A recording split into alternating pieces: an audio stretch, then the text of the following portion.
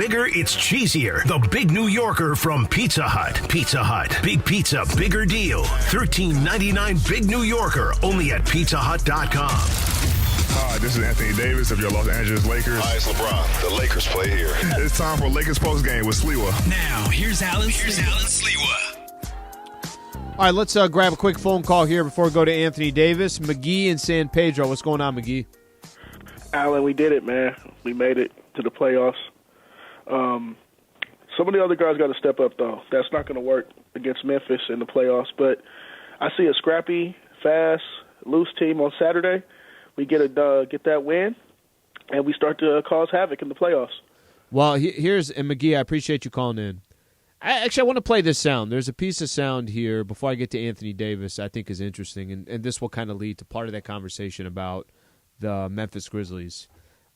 Games on Sunday. The goal every time that you go on the road for the first two games, just split. Get the win first game, get the second, just split. That's the goals. You always want to grab one. Dylan Brooks was asked about this. We know how Dylan Brooks runs his mouth, and some people hate it. I don't mind it. I just, your mouth has to be able to back up everything that you say. Take a listen to Dylan Brooks on who he's looking forward to playing. But I wouldn't mind playing LeBron in a 7-game series. Why is that? The legacy's there.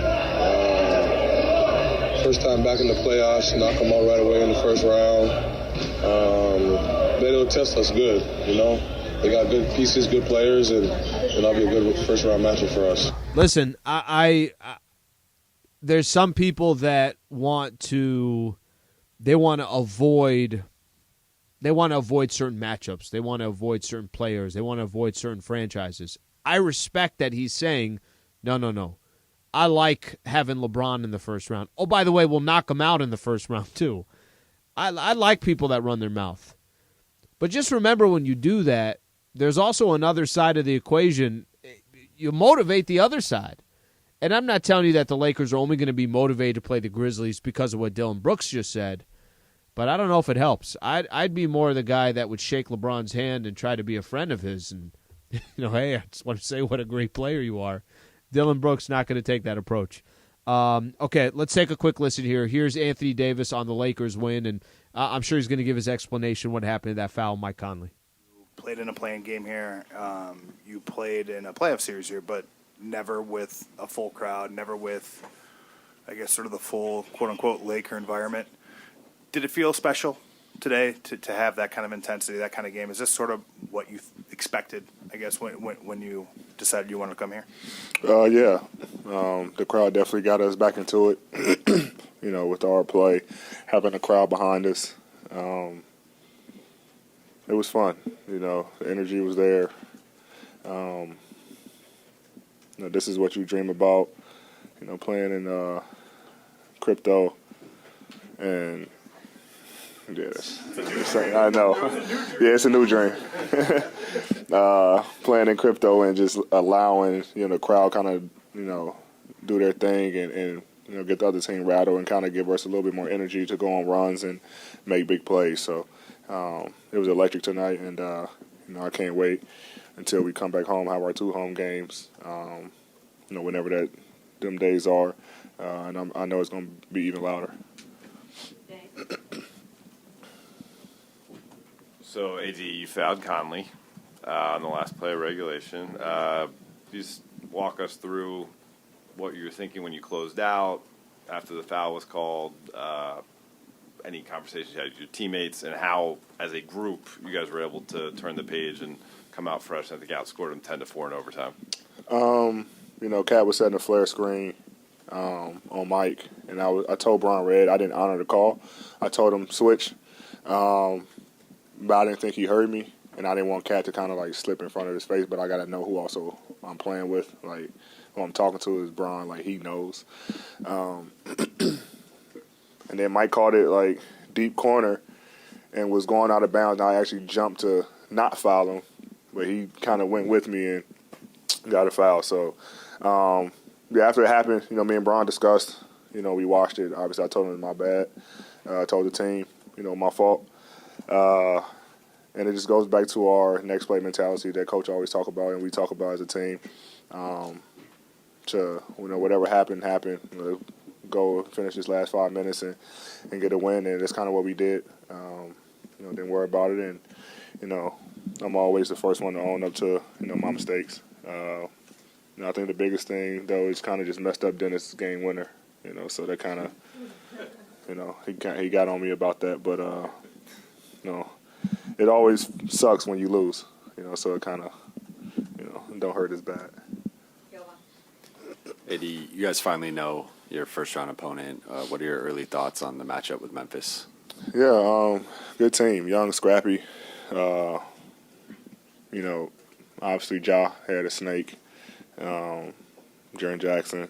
Obviously they have guys that's not going to be playing. Guys out, Steven, Brandon Clark. But they're still a good team. I mean, they're third for a reason. Even without Ja, they were winning basketball games. So they're a tough team. We'll do, our normal scouts and prep work for them. But it's going to be a fun, interesting series.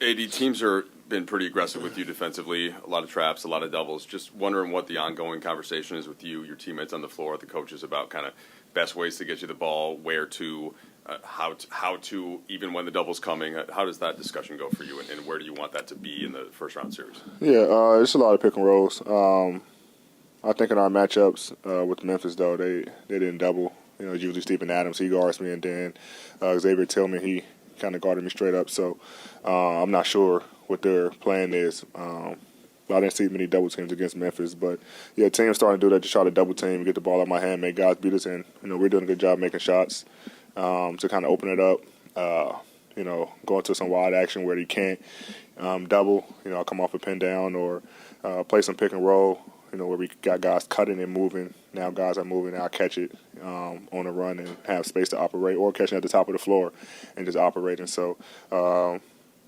or go obviously rebound, and score that way. So I'm just trying to find ways to be a part of the game, be productive, and whatever I got to do to help the team win.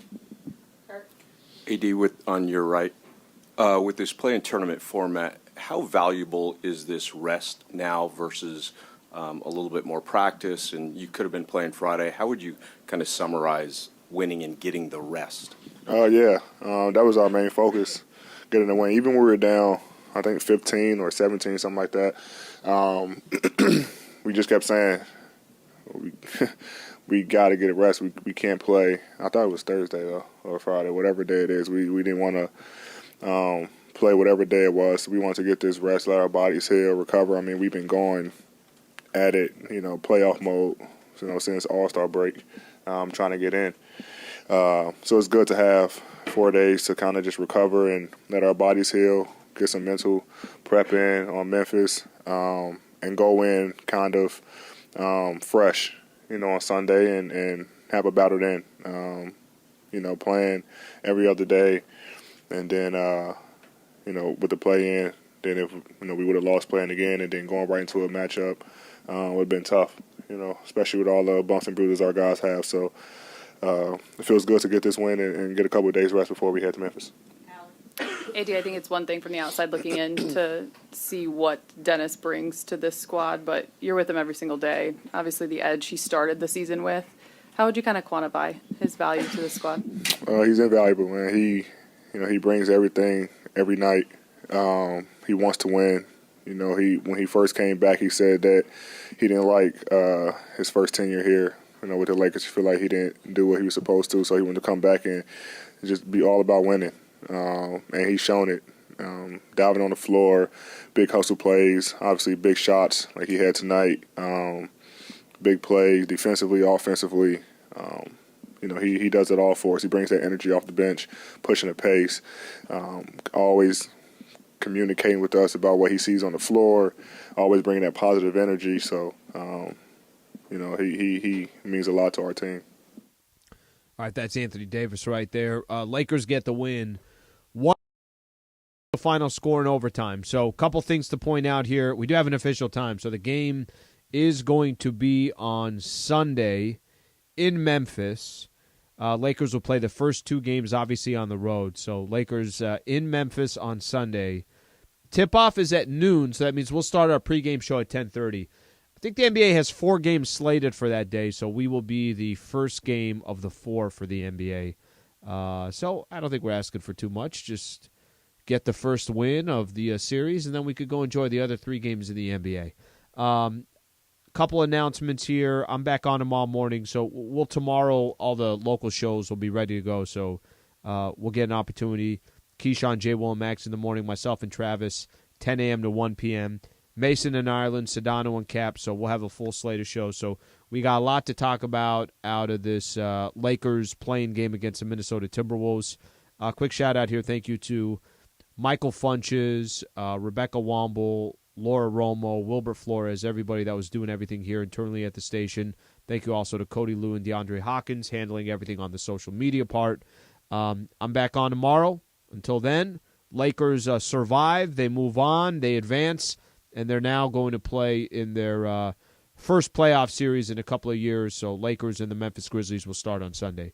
Thank you for tuning in. I'm Alan Sliwa. This has been the Pizza Hut Lakers postgame show on 710 ESPN. Thank you for listening to Lakers Basketball Tonight. Lakers Basketball on ESPN LA is sponsored by Subaru of Glendale, The #1 volume Subaru dealer in California. Lakers Basketball. Big is better.